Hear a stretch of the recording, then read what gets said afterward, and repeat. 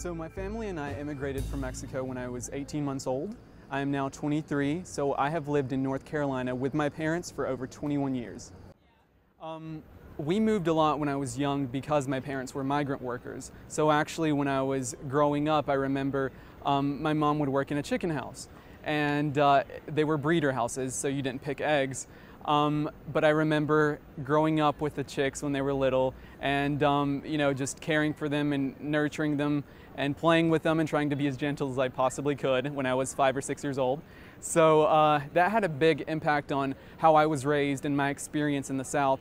And whenever the hen houses would close for the winter or the fall, my parents would move on to another city within North Carolina wherever they could find work, whether it would be picking tobacco in the farms or picking strawberries out in the fields or whatever type of manual labor they could find. I grew up with being very hospitable and very warm and open to everyone. And those are the values that I still hold today, that I still hold dear to me.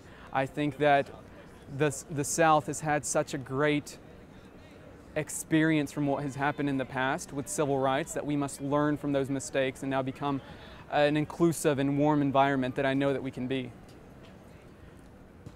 As an undocumented student myself, I have come to see that being a U.S. citizen is more than documentation. It's more than a social security card, and it's more than a piece of paper.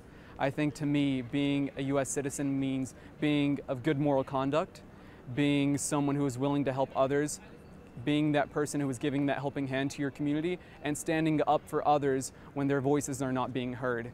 And that's why I consider myself to be a U.S. citizen, because I think I fulfill most of those roles. And for me, it's not about being documented. For me, it's about contributing back to my society and to my country. I have an extreme sense of belonging and a lot of attachment to not only my state, but to my country.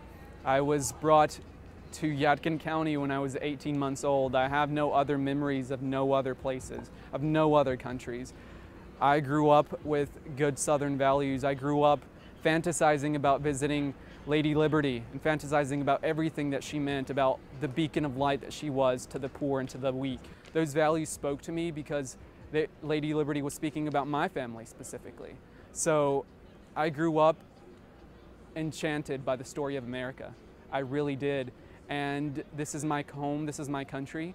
And when I am being told, go back to where you came from, I often think in my head, maybe I do need to go back, but I need to go back to Yadkin County, of all places, which is where I am from.